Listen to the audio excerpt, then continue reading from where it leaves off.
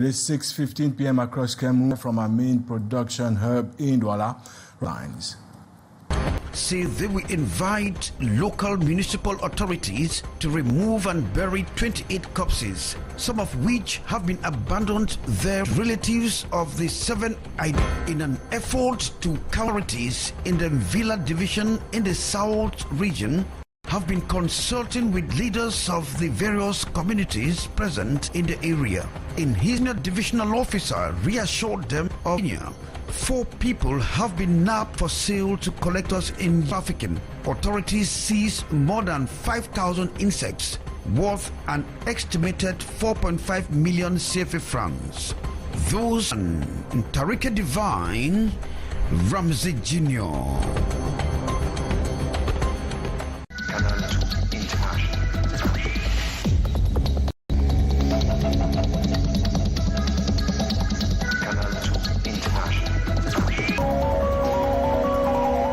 Hospital in Bafoussam, which has announced a 10-day deadline for families with corpses at its mortuary, 28 corpses in total, to remove them before the 10-day deadline expires.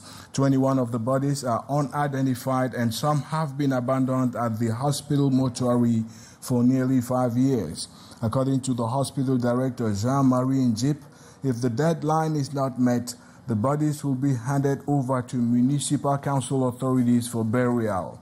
Experts say reasons for such abandonments, which are increasingly recurrent countrywide, include identification difficulties, financial hardship, and weakened social and family ties.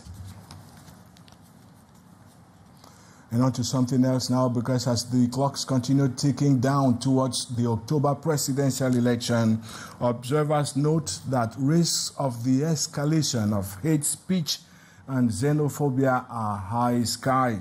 On that backdrop, administrative authorities at the Villa division in the South region of Cameroon have been reassuring English-speaking citizens that they should remain assured that their security and safety are guaranteed. Here's Sherifa Saleh reporting.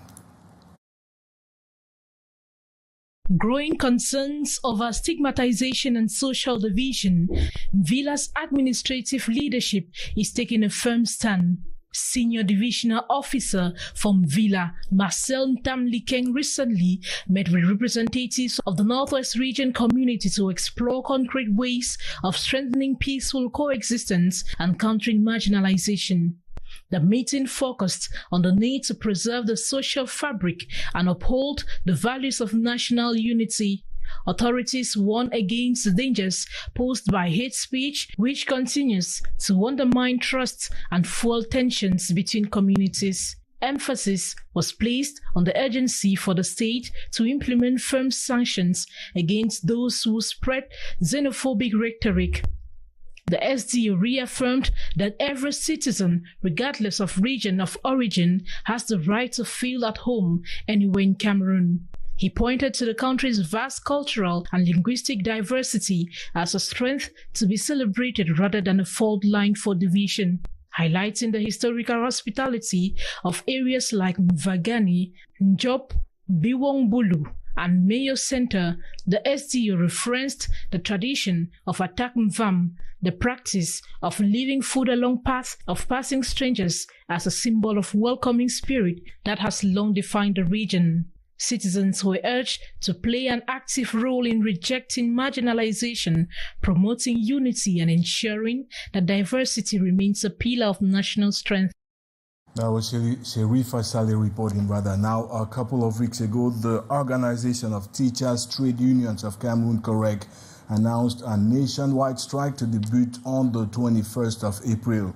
As the deadline draws near, the organization says it will again meet on the 18th of April to decide on whether to proceed with or call off the strike action.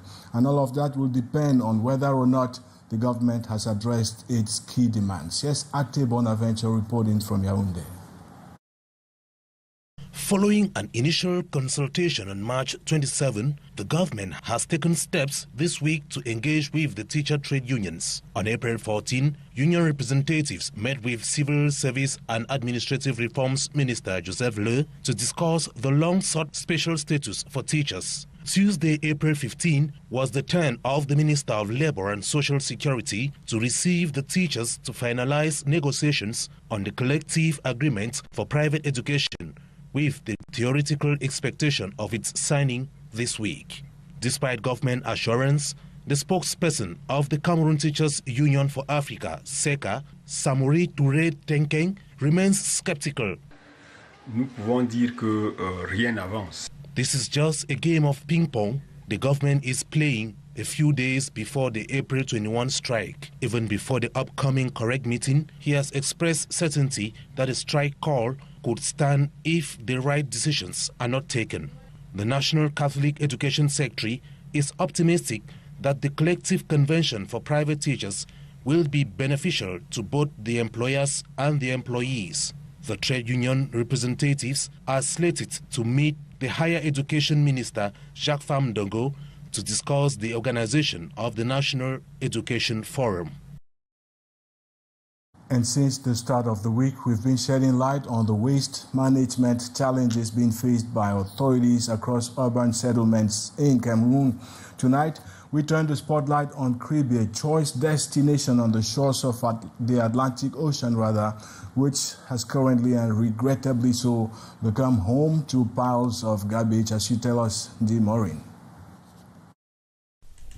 In Cliquez, a picturesque coastal town in southern Cameroon, the streets are overwhelmed with refuse, creating an unbearable stench. In Dombe neighborhoods of the second subdivision, garbage piles up amidst homes and businesses, posing significant health and environmental risk.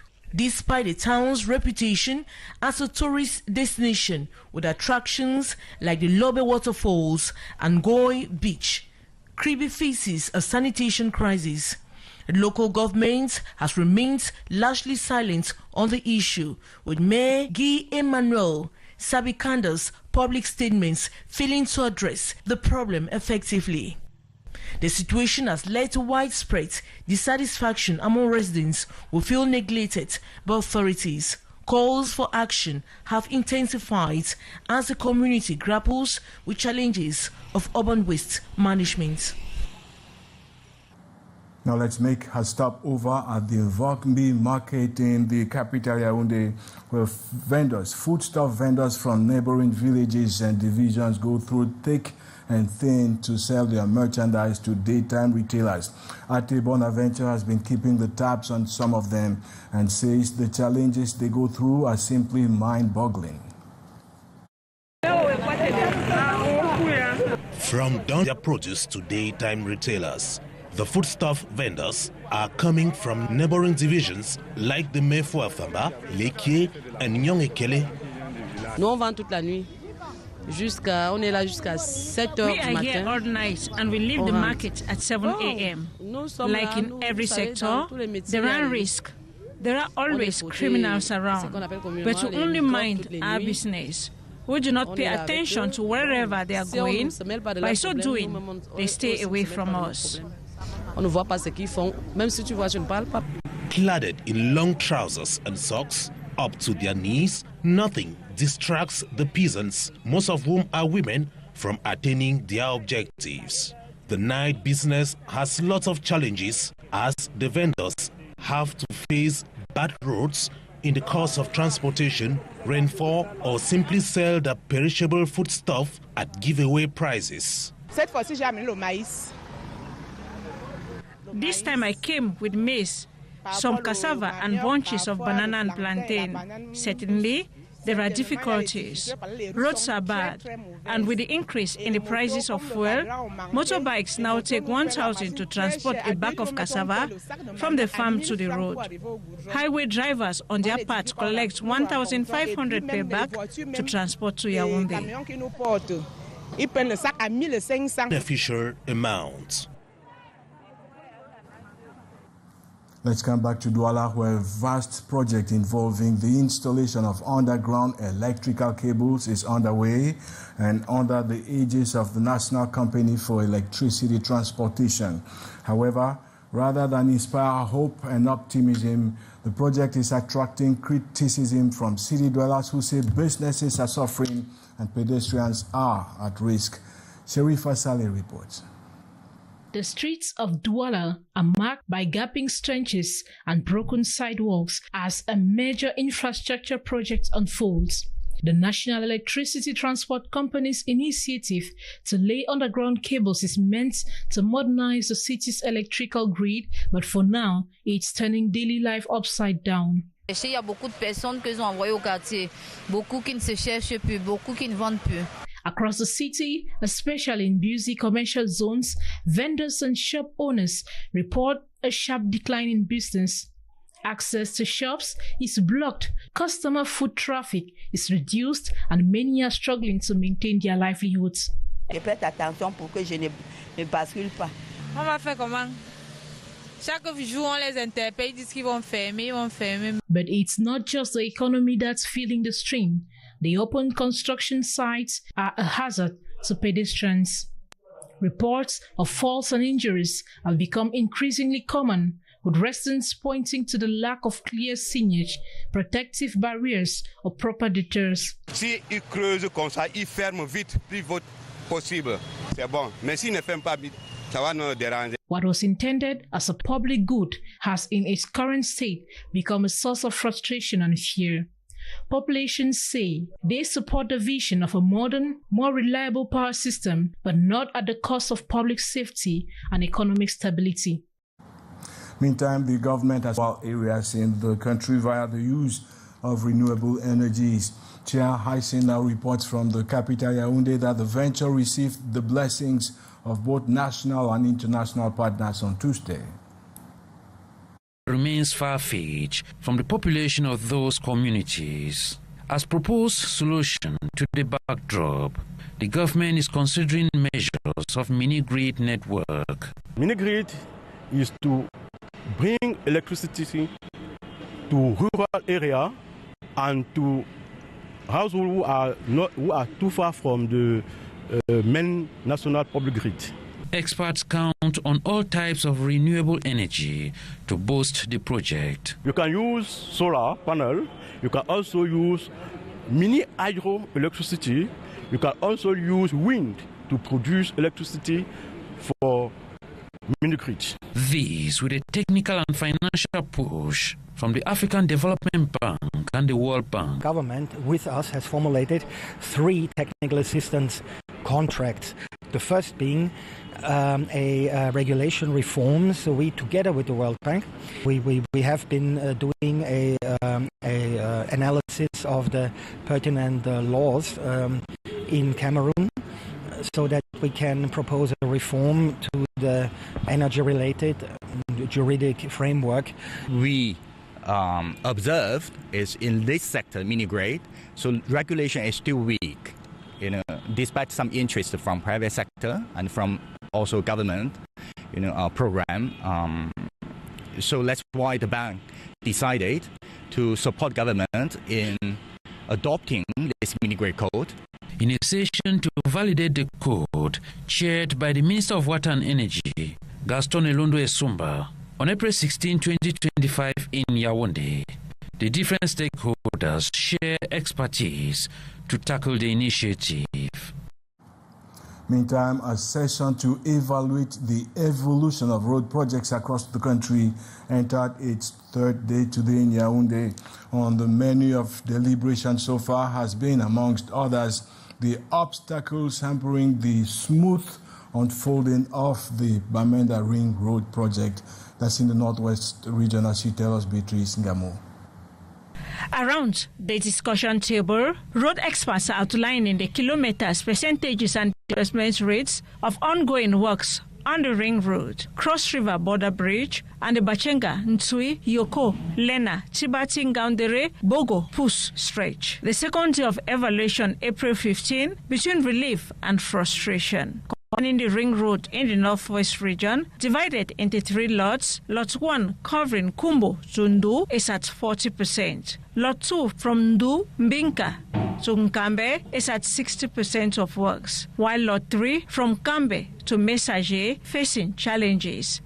We are about 30% of works, with consumption of delay is around 90%. The company has been warned, worth nothing also that the area that the works is going on is not an easy area with insecurity, so that the company don't have too much daytime to work. This goes down, that is taking too much enough of time that given to the company. So those things make that the percentage of works cannot be at the level that we expected, but the company are trying to go forward with the works. Another is the completion of the social infrastructures on the Cross River Bridge under the Transport Facilitation Program along the Bamenda, Manfe, Ekok, Efum, Abakiliki, Enugu corridor, launched in November 2022. The construction of a roundabout about Shokagbe, that's at the junction between the National Road number 6, that's from Bamenda to Manfe, and the National Road number 8 from Mutengene to Manfe. And we also have the clearing of 5 kilometers of urban roads within the municipality of Ekok.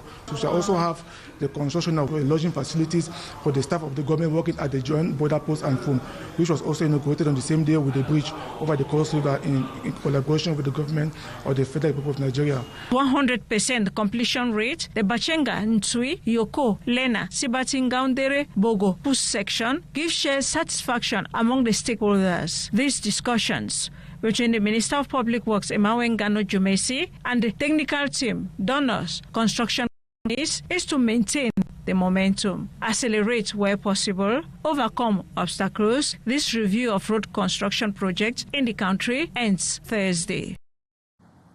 And now briefly beyond Cameroon, many people around the world would consider ants as just insects. However, under other skies, they are considered prized possessions. And indeed, 4 people have been arrested in Kenya for attempting to illegally export thousands of live ants for sale to collectors in Europe and Asia.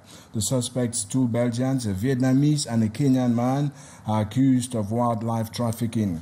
Authorities seized more than 5,000 ants worth an estimated 4.5 million francs CFA from the suspects, who have all pleaded guilty, claiming they were unaware that collecting ants was illegal.